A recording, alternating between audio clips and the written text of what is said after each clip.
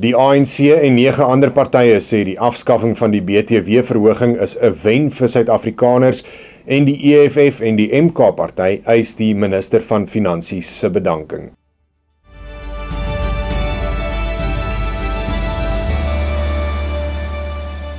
Goeiedag, dit is vandag die 24ste April. Welkom by jou Afrikaanse nuus, net hier op Pretoria FM. Die ANC sê wekelange gesprekke oor die fiskale raamwerk het nou gelei tot die afskaffing van die BTW-verhoging en meen die DA en die EFF se hofsaak kan nie die krediet kry nie.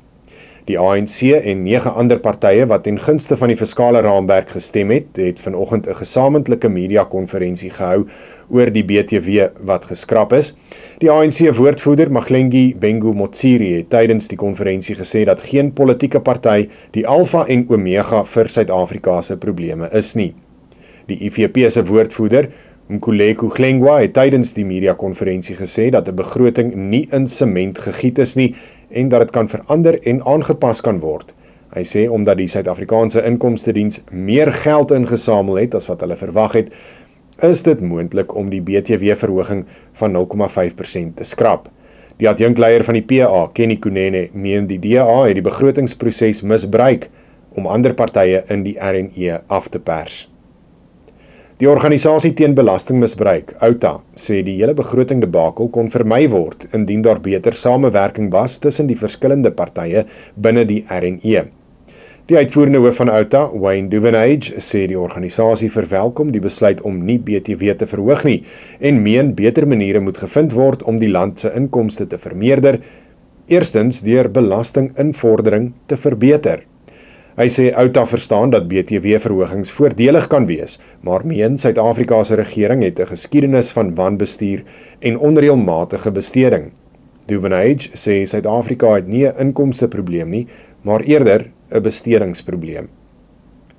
Politieke partye, insluitend die EFF en die MK-party, eis intussen die minister van Finansies Enoch Godongwana se bedanking, nadat hy toegegee het en die beplande BTW-verhoging geskraap het.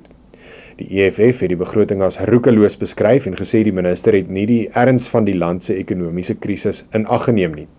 Die EFF het saam met die DA 'n dringende aansoek by die hof ingedien in 'n poging om die verhoging stop te sit. Die MK-party het die ommekeer as 'n vernederende stap vir die RNE beskou.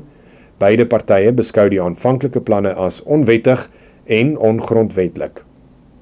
En die kleuterskooljuffrou wat daarvan beskuldig word dat sy haar voormalige kerel se 4-jarige dogtertjie in 'n bad verdrink het, kon nie vandag in die hof verskyn nie. Die verdagte, Amber Lee Hughes, het na bewering steeds nie mediese behandeling vir 'n abses in haar mond ontvang nie. Die dokter wat Hughes van dese week sou ondersoek, was onbeskikbaar. Hughes word ook daarvan beskuldig dat sy die kleuter seksueel aangerand het. Die saak sal na verwagting in Mei hervat word.